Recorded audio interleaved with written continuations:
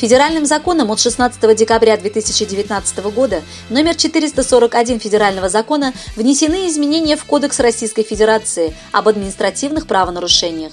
Глава 20 Кодекса об административных правонарушениях Российской Федерации «Административные правонарушения, посягающие на общественный порядок и общественную безопасность» дополнена статьей 20 пункт 35 Кодекса об административных правонарушениях Российской Федерации, которой введена административная ответственность за нарушение требований к антитеррористической защищенности объектов, территорий, кроме транспортной инфраструктуры и ТЭК. Данной статьей предусматривается также ответственность за воспрепятствование деятельности лица, отвечающего за антитеррористическую защищенность объектов.